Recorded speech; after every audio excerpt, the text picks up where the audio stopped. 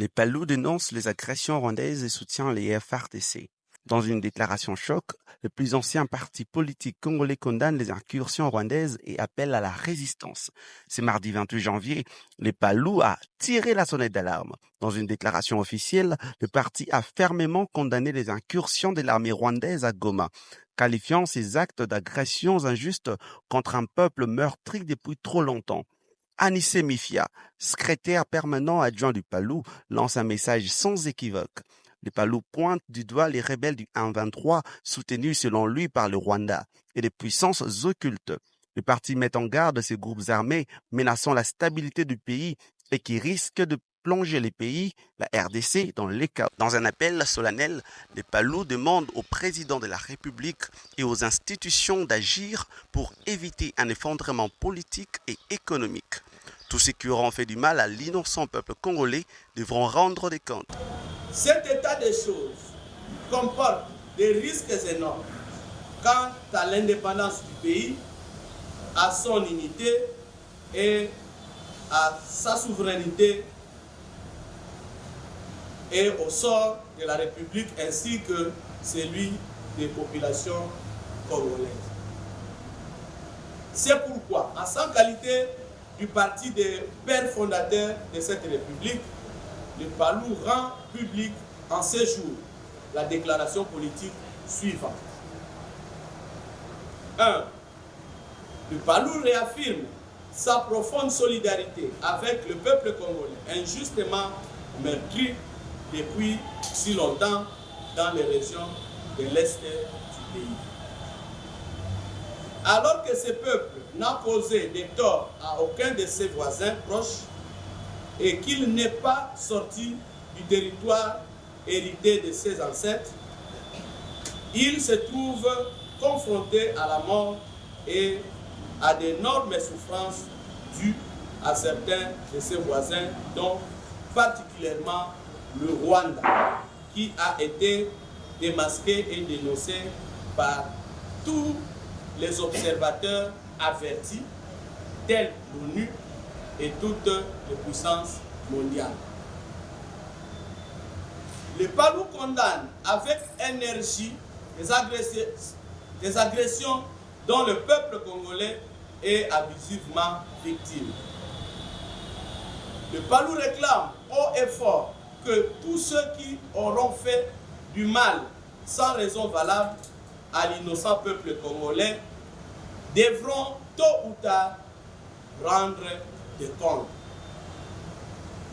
Le Palou recommande aux braves et tenaces peuple congolais de tenir bon et de refuser d'abandonner la terre de ses ancêtres.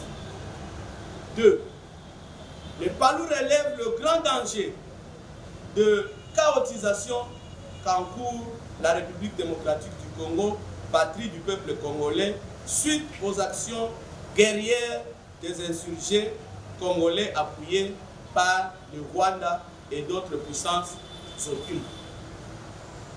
C'est pourquoi le Palou lance un pathétique appel aux institutions légales du pays, dont la plus éminente est le président de la République, pour qu'elle ne ménage aucun effort en vue d'éviter à la nation congolaise la rechute dans les situations d'insécurité politique et économique dues aux contestations diverses de la part des uns et des autres, entraînant un net recul démocratique dans le pays. Ainsi, le Palou apporte-t-il tout son soutien et ses encouragements à ces institutions afin qu'elles mettent en place, particulièrement aux options militaires, des processus politiques de tranquillisation de la vie nationale et des rassemblements de toutes les forces vives internes et nationales en vue de la mobilisation de tous pour le retour de la paix dans le pays et pour une puissante défaite des velléitaires de la balkanisation de la patrie. 3. Le Palou déplore les attaques meurtrières subi par les forces armées de la RDC, unique armée nationale et officielle de notre pays, et dernier rempart pour l'intégrité du territoire national et pour la sécurité des institutions et du peuple souverain. Alors que les FARDC ne sont pas sortis de leur ressort légal et légitime, à savoir le territoire de la RDC, elles font face en permanence à des assauts de la part des insurgés congolais appuyés par des soutiens notoirement identifiés tels le Rwanda.